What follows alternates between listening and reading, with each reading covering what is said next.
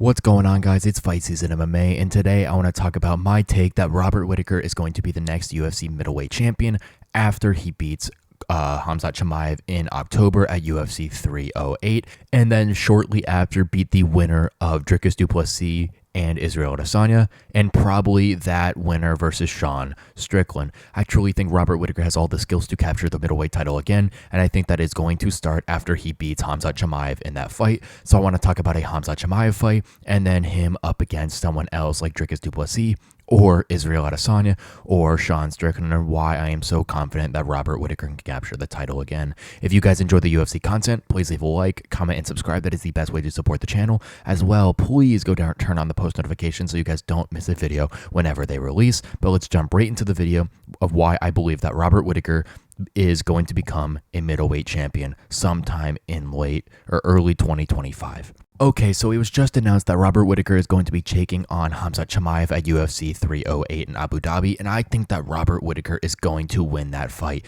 pretty handily. And the main reason that I think that he is going to win that fight is I think he is too well-rounded for Khamzat to kill him in the first round. As we saw in that Kamaru Usman fight, Khamzat Chimaev dominated Usman in the first round. The second round was pretty close, and the third round could have gone to Kamaru Usman. So there was a lot of people saying that him and Usman, that being Khamzat, tied in that fight. And I think that Robert Whittaker is the bigger guy.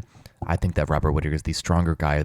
Him and Usman, I think he is as experienced as Kamaru Usman, and I think he has been dealing with a lot bigger competition, like Paulo Costa and Sean Strickland. Not name recognition bigger, but just genuine size bigger. And I think Robert Whittaker is going to be able to deter Khamzat Chimaev in that standpoint. We all know that Robert Whittaker has amazing grappling, not saying Kamaru Usman doesn't, but Robert Whittaker has been fighting some absolute monsters in the UFC middleweight division like Yoel Romero, Israel Adesanya, Dricus du Plessis, and yes, he has lost some of these fights, but ultimately he has looked pretty good throughout his entire UFC career, and he is currently on a 2-fight win streak over the likes of Paulo Costa back in February and Ikram Eliskerov in June, and I think that he's going to go in there and beat Khamzat Chimaev. Now, the biggest thing in Khamzat's career that has been the biggest flag is two things. One, he hasn't been able to get to the fight. So I think if Khamzat does not reach this fight, I think I made a video on that yesterday where I talked about Khamzat not being able to reach the fight, and that being the most important thing, win or lose,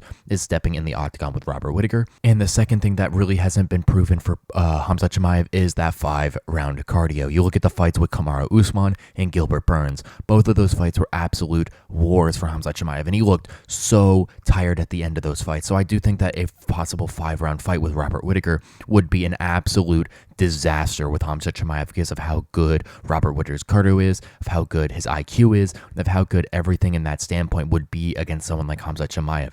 I do think that the striking of Robert Whittaker, that double jab, that darting ability, that bomb rush that Robert Whittaker has, would be something that would be really hard for Khamzat Chimaev to deal with. And I think that is the main reason on why I have Robert Whittaker beating Khamzat Chimaev at UFC 308. Possibly at Saudi Arabia. I don't remember exactly if I had Khamzat or Whittaker winning, but I just thinking about it more clearly now, I think that Whittaker has shown me so much of that ability, that Ikram Eliskerov knockout, which was absolutely insane, that Khamzat did the exact same thing to knock at Ikram with that uppercut, but Robert Whittaker is so polished, he has such a high IQ, and he's so battle-tested, and the only people that he's really lost to in the UFC are Dricus du Plessis and Israel Adesanya. And both of those guys, one, Dricus du Plessis is the current UFC middleweight champion, and Israel Adesanya was the long-reigning UFC middleweight champion, and the second time Robert Whittaker almost came back and beat Israel Adesanya. But going on to a further fight on why this video is titled, I think Robert Whittaker would become future UFC champion again, is I truly think that Robert Whittaker could go in there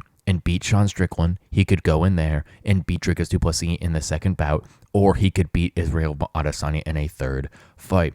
I think that that second fight with Israel Adesanya was very, very close, and I do think that Robert Whittaker did win that fight. Now, that would be a very hard fight to go watch. That is just me remembering off the top of the head, so there could be some things in my vision that are wrong recollecting that fight, but I do think that Robert Whittaker could win a rematch with Israel Adesanya. Now, Dricus du Plessis, in my opinion, would be the hardest matchup for Robert Whittaker. The biggest thing is that Dricus is a great person on the ground, and Robert makes his bread and butter sometimes on the ground.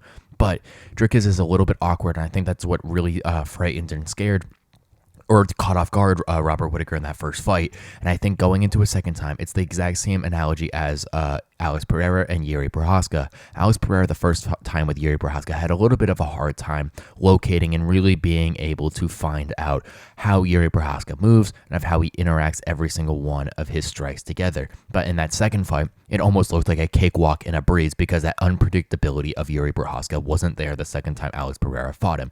Now, if Robert Whittaker fought Dricus du Plessis, that kind of unnatural ability of Dricus wouldn't be there the second time. I think due to Robert Whittaker's high IQ, that battle-tested nature, and the sheer will he's going to have to go in there and beat Dricus du Plessis again, I think Robert Whittaker could 100% get it done. And I think that Sean Strickland, a fight with him, would be a very interesting fight. I think Jared Cannonier had a very good style to go up against Sean Strickland because of that power punching ability, that really good dartingness, darting in and out. And I think that Robert Whittaker is going to possess some of these same aspects that Jared Cannonier possessed against Sean Strickland. We all know Jared Cannonier is getting up there and older, but Robert Whittaker's faster. I don't think he's as powerful as Jared Cannonier, but I do think that Robert Whittaker is going to be able to get in there and do some of the same things that Jared Cannonier once did.